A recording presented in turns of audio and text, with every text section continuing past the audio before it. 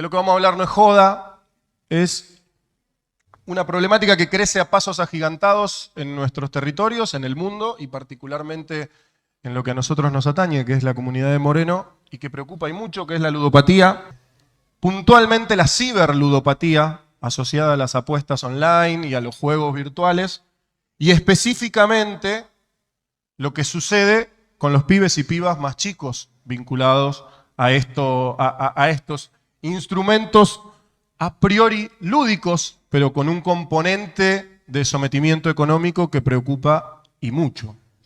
La ludopatía es la adicción al juego, es la imposibilidad de frenar, dice la OMS, los impulsos a jugar, y la ciberludopatía es aquella que tiene como característica central el vínculo con los dispositivos tecnológicos, puntualmente con los celulares, en este caso para inmiscuirse en el mundo peligrosísimo de las apuestas online.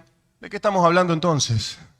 Nuestro país pone en cabeza de las provincias la legislación para regular el juego, los juegos de azar, las apuestas y demás. Por tanto, es la provincia de Buenos Aires la que ha sancionado la ley que regula las apuestas online allá por el 2019. En tándem y en espejo con la ciudad de Buenos Aires se produjeron dos leyes que regulan cómo debe hacer una empresa vinculada a las apuestas online para adquirir una licencia. ¿Qué debe hacer una empresa? Como elemento central debe pasar por un proceso de licitación y hay un requisito que es indispensable, que es el que debe estar asociada a una empresa que tenga asiento en el territorio, en este caso de la provincia de Buenos Aires. La provincia de Buenos Aires expidió 7 licencias y abrió la licitación para 7 licencias, es decir que hay 7 empresas legales para administrar las apuestas online en la provincia de Buenos Aires, en el territorio de la provincia de Buenos Aires, otras tantas en la ciudad de Buenos Aires, son 9, y después hay distintas provincias de nuestro país que han regulado la actividad en el mismo sentido. Todas tienen esta particularidad de tener que asociarse con algún empresario o empresaria que tenga domicilio en la provincia en la que van a operar. Si recorremos la calle Victorica vamos a ver que el bingo de Moreno ya no se llama más bingo de Moreno, sino que se llama Sportbet. Eso es porque es uno de los beneficiarios de una de las licencias de la provincia de Buenos Aires en vínculo con un empresario internacional británico que se llama William Hill, uno de los más grandes del mundo. Entonces, ¿cómo se administra el acceso a las apuestas online? Hay una serie de requisitos para que uno o una se cree una cuenta cada vez que quiere ingresar. Y puntualmente, porque está prohibido, los menores de 18 años, las menores de 18 años no pueden operar en estas plataformas. Directamente hay un sistema que impide, bloquea, le pone filtros al posible acceso de alguien que es menor de edad a este tipo de plataformas, por lo tanto un menor o una menor no se pueden crear una cuenta en una de estas plataformas. ¿Qué pasa entonces? Proliferan, se multiplican a una velocidad agigantada las páginas ilegales, que tienen distintas características. Muchas de ellas tienen asiento en algún lugar del mundo cuyo nombre conocimos muchos de nosotros y nosotras a partir del estudio de esta problemática. Curazao, Malta, Gibraltar, son los lugares más elegidos para la radicación de estas empresas. Por supuesto son paraísos fiscales que permiten operar en criptomonedas, transferir de una moneda a la otra y girar de país a país a través de cuentas bancarias los dineros producto de esta actividad.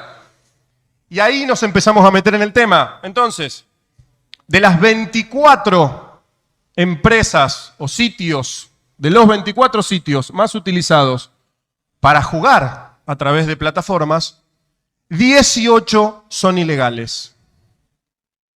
Los juegos más comunes son las apuestas deportivas. Hay una polémica en el mundo alrededor de lo que implica la posibilidad de apostar hasta en qué momento va a haber un córner, en qué momento se va a cambiar un jugador por otro, o cómo va a terminar el resultado del primer tiempo. Hay una polémica en el mundo, hay jugadores con procesos judiciales por la sospecha del acuerdo del resultado. Particularmente es víctima de esta situación el fútbol femenino en muchos lugares del mundo porque es amateur, por lo tanto es más proclive a recibir la presión económica para el acuerdo de los partidos. Y después, en nuestro territorio, y es algo que se ve mucho más en nuestros barrios, la situación de los casinos virtuales, las famosas fichas o la expresión que vemos en nuestras vecinas y nuestros vecinos de estoy cargando de 15 a 18 o de 18 a 20, como cosa más cotidiana, más mundana, más común, que puede advertirnos, llamarnos la atención o simplemente interesarnos por esta temática. Dijimos entonces que 18 de las 24 páginas de apuestas más utilizadas son ilegales, que la mayoría de estas páginas tienen asiento en lugares extraños como Curazao, que no es una bebida, sino que es un país y es un paraíso fiscal. Pero además hay toda una estrategia de creación de páginas en nuestros territorios que emulan a las páginas oficiales y que están direccionadas fundamentalmente a que aquellos que no pueden acceder a las páginas legales puedan jugar. ¿Quiénes son? Los pibes y las pibas, los menores. Entonces, cuando un pibe intenta ingresar a una página oficial, no puede. Entonces automáticamente aparece multiplicada por mil y mil y mil y mil reproducciones, manifestaciones, expresiones publicitarias, la invitación a participar de alguno de los otros dispositivos en los que sí, si sos menor, podés entrar. Multiplíquense entonces las páginas ilegales que le permiten a un pibe de 13 años entrar a través de un link a una cuenta, crearse una cuenta. Recordemos que las billeteras digitales les permiten a los pibes ya desde los 13 años crearse cuentas. Mercado Pago es la más utilizada en todas las transacciones vinculadas a las páginas ilegales de juegos. Esto también hay que tenerlo en cuenta porque cada vez que hay alguna transacción sospechosa a través de billeteras digitales, automáticamente el nombre de Marco Galperín aparece mencionado, citado o llamado a opinar. En este caso también. La mayor cantidad de transacciones económicas con billeteras digitales en las páginas ilegales es a través de Mercado Pago, porque es la billetera digital que menos filtros les pone a los pibes para ser creadas y también para acceder a estrategias de financiación. Dijimos entonces, la mayoría son ilegales. En la provincia de Buenos Aires, nos contaba el presidente de Loterías de la provincia de Buenos Aires, solo el 17% de las jugadas, de los juegos, de las intervenciones a través de plataformas en apuestas online pertenece a las páginas oficiales. El 83% restante está en el submundo de las páginas ilegales. Rápidamente para ir concluyendo, encontramos entonces una ley que regula el juego a través de plataformas, un impedimento legal que tiene total concordancia, entre otros, con el Código Civil y Comercial de la Nación, por ejemplo, para que los niños y niñas ingresen y se creen una cuenta en este tipo de plataformas y aparece automáticamente otro mundo que es el mundo de las plataformas ilegales. Emuladores que crean a través de una interfaz de Internet una réplica de los espacios en donde se apuesta, ya sea apuestas deportivas o casinos, y ahí aparece el otro elemento que es la utilización de vecinos, de vecinas, de compañeros, para ser los intermediarios e intermediarias de estas transacciones. Encontramos entonces, basta recorrer un poquito con la mirada, con la atención o con la pregunta en nuestra comunidad, pibes que todo el tiempo en su ámbito escolar, en el baño de la escuela, en el aula, están metidos adentro de una pantalla apostando, pibes que faltan al colegio precisamente por haberse quedado toda la noche apostando, insisto, en estrategias deportivas o en los casinos. Pibes endeudados, pibes preocupados, violentados por la adquisición de deuda para pagar el juego, y también vecinos y vecinas que ofician de cajeros, esta figura que se crea en la cadena de lo que tranquilamente podría tipificar una estafa piramidal. Hay un administrador acá arriba que crea un activo virtual. La UIF dice que aquellas monedas que no cuenten con respaldo, que no sean criptomonedas y sean creadas, se tipifican como activos virtuales. Hay alguien que crea una determinada cantidad de fichas, les pone un precio, se la vende a un laburante o a una laburante del barrio que oficia de cajero, y es este cajero el que tiene que contactar con los jugadores. Es este cajero el que tiene que pagar con lo que recauda los premios de esos jugadores. Por lo tanto, no solo encontramos a pibes y pibas endeudados, angustiados, sufriendo, hay casos de intentos de suicidio, hay casos de intento de mudanza o de mucha violencia, porque cuando se recurre al préstamo en el barrio solemos tener alguna consecuencia violenta cuando ese préstamo no es pago. Sin hablar siquiera de que un menor, lo dice el Código Civil y Comercial, no podría celebrar ningún tipo de contrato. Un préstamo es un contrato que además es oneroso, con lo cual esa deuda mirada desde la justicia debiera ser considerada nula. Encontramos también a cajeros o a cajeras endeudados en volúmenes exorbitantes de dinero que tienen que recurrir nuevamente a los préstamos para cubrir esa deuda de juego. Y encontramos a alguien que está en la cúspide de la pirámide, que crea un activo virtual, una ficha, una moneda que no existe como tal y no tiene ningún respaldo, y que se lleva el dinero de la venta de ese activo virtual que ha creado. Minis bancos centrales de fichas de juego que después giran convirtiéndola en criptomoneda.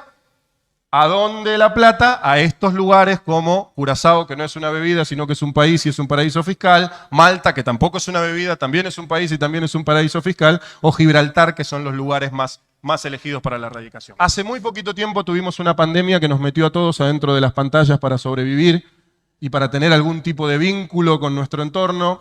Ese proceso aceleró, profundizó muy velozmente esta idea de la prisión de nuestros pibes y nuestras pibas y de todos en general adentro de nuestros celulares. Entonces, nos convoca este momento de la historia a pensar cómo hacemos para intervenir sobre este problema. Dijimos que la legislación es provincial. Bueno, ¿qué podemos hacer los municipios? ¿Qué podemos hacer los municipios para abordar este tema? Y ahí nos vamos metiendo en lo que proponemos como instrumento a crear a través de esta ordenanza.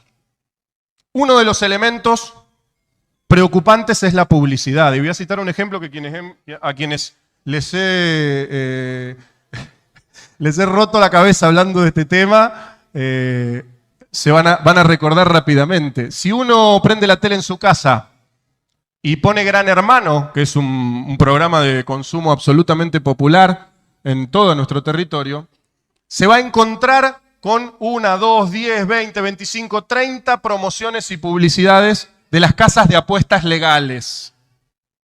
De las casas de apuestas legales. Pero después, si yo tengo 13 años, miro Gran Hermano y quiero entrar a esa página, no puedo. ¿Por qué? Porque hay un freno, hay un filtro legal que la oficialidad de esa página me propina. Pero después, ¿qué pasa? Si yo miro a los protagonistas y a las protagonistas de ese programa y de otros, a los denominados influencers, en sus cuentas publicitarias personales, realizando promoción de las apuestas online. Acá tenemos vecinas que son protagonistas del programa Gran Hermano, que después cuando uno va a sus cuentas personales, te invitan a participar de las apuestas, con algo tan sencillo como un clic. Haces clic en el link y apareces adentro de un WhatsApp, con un mensaje preescrito por vos mismo que dice: hola, vengo de parte de fulana o fulano y quiero acceder a mi bono del 20% y quiero hacerme una cuenta para jugar. Ese engaño en la publicidad, porque es la misma persona la que participa de un programa que promociona las páginas legales, la que por este lado me está invitando y me está facilitando el acceso a las páginas ilegales, es claramente un ejercicio de publicidad engañosa. Y tenemos una ley que habla de los derechos de los usuarios y los consumidores y de lo que implica la publicidad engañosa, particularmente aquella que concurre después en un daño a la salud, en este caso puntual a la salud mental y también a la salud física por las consecuencias y la violencia que se ejerce con las consecuencias de la ludopatía. El endeudamiento de muchas personas, por ejemplo. Entonces, Moreno tiene creada una oficina de defensa de usuarios y consumidores. Planteamos la capacidad de intervenir denunciando la publicidad engañosa en estos casos. ¿Por qué? Porque se está promocionando como si fuera legal algo que no lo es, pero además por medio de un engaño, porque es la misma imagen la que en los medios oficiales promociona las páginas legales. Eso por un lado. Por otro lado, el instrumento para la sanción de las conductas comunitarias que tienen los municipios es el Código de Faltas. Nuestro Código de Faltas, en su artículo 283, sanciona la publicidad ilegal. Dice, si usted no pidió permiso para hacer publicidad, va a tener una multa. Nosotros proponemos entonces la creación de una especificidad más. No solo si usted no pidió permiso, sino que si usted está haciendo publicidad de un hecho ilegal, va a tener una sanción. Se parecen, pero no son lo mismo. Una cosa es la publicidad ilegal como acto en sí mismo, no pedí permiso para hacer publicidad, y otra cosa es publicitar un hecho ilegal. Eso es lo que esta ordenanza plantea sancionar. Y finalmente, como instrumento punitivo, porque hemos colaborado con varios concejales y concejalas en la faceta de promoción, y esta ordenanza también plantea una faceta de promoción que seguramente desarrollarán mis compañeros y compañeras. Le planteamos la obligación a la Secretaría de Comunicaciones de nuestro Estado municipal de exigir y ordenar automáticamente el bloqueo en toda la trama del Wi-Fi público de las IP, de las direcciones IP, de estas páginas ilegales. Es muy sencillo corroborar qué página es ilegal. El dominio betar indica que la página está oficializado, tiene una licencia. Ordenamos el bloqueo de las IP, de las direcciones IP, de las páginas ilegales en toda la trama del Wi-Fi público, pero también establecemos como condición para la renovación de los convenios que tengan las prestadoras de servicios de Internet con el municipio, la aplicación del bloqueo de las direcciones IP en su prestación privada. Las prestadoras de servicios de Internet tienen convenios con el Estado municipal. La primera instancia es aquellas que tengan convenio. En la trama pública deben bloquear las direcciones IP cuando se corrobore que la página no termina en betar. Si tiene otro dominio, es ilegal. Tan sencillo como eso. Y después, al momento de renovar o la celebración de nuevos convenios, deben bloquear en su prestación privada también las direcciones IP. Eso es lo que estamos planteando con este proyecto, que por supuesto debe complementarse con el debate que están dando en la Cámara de Diputados para la modificación y la sanción de nuevas regulaciones y de leyes que atiendan la coyuntura y la problemática que estamos viviendo, pero que debe poner en el centro la capacidad del Estado de cuidar a su comunidad. Estamos hablando de nuestros pibes y nuestras pibas. Todos y todas hablamos permanentemente de la necesidad de priorizar el cuidado de nuestros pibes. Este es un ejercicio que debemos hacer para agarrar a tiempo, para atajar a tiempo un problema que se constituye ya en una epidemia que está amenazando seriamente la salud de nuestras comunidades y que el Estado debe hacerse cargo de resolver.